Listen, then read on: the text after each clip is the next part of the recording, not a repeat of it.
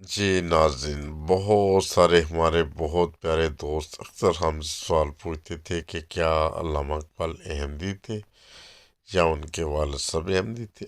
آج ہم اس حقیقت سے پردہ ہٹاتے ہیں۔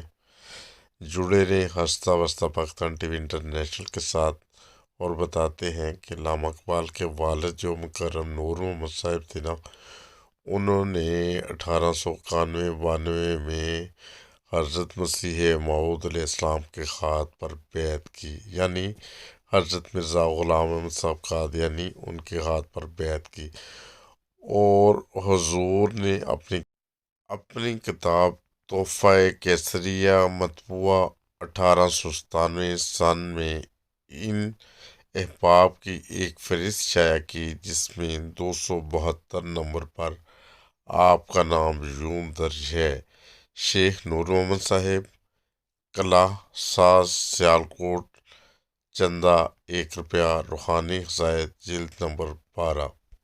اچھا دوستو، ایک بات مجھے ضرور بتائیں کمنٹس میں کہ اگر 1891-92 میں حضرت مسیح موعود علیہ السلام کے ہاتھ پر علامہ اقبال جو شاعر مشرق تھے، انہوں نے وہ بیعت کی اور ان کے والد صاحب نے بیعت کی، تو علامہ اقبال پھر احمدی تھے یا نہیں تھے، یا کیا صورتحال ہے؟ اور جو غیر جماعت ہے ان کے بارے میں ان کا کیا عقیدہ ہے کہ وہ ان کا کیا عقیدہ تھا؟ کیا وہ احمدی تھے علامہ اقبال بھی؟ پلیز ہمیں ضرور بتائیے گا کمنٹ سے، ہمیں آپ کا انتظار رہے گا آپ کی قیمتی رائے کا۔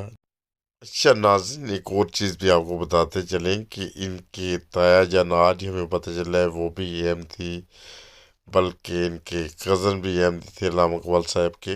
اور اسی طرح اگر کوئی ان کے عزیز ہماری یہ ویڈیو دیکھیں تو ضرور ہم سے رابطہ کریں، ہمیں یقیناً ان سے مل کے بہت خوشی ہوگی اور ان سے ہمیں چند ایک باتیں بھی کرنی ہیں۔ اسی کے ساتھ آج کے پروگرام سے اجازت دیں، آپ اپنی صحت کا خیال رکھیں، خدا حافظ۔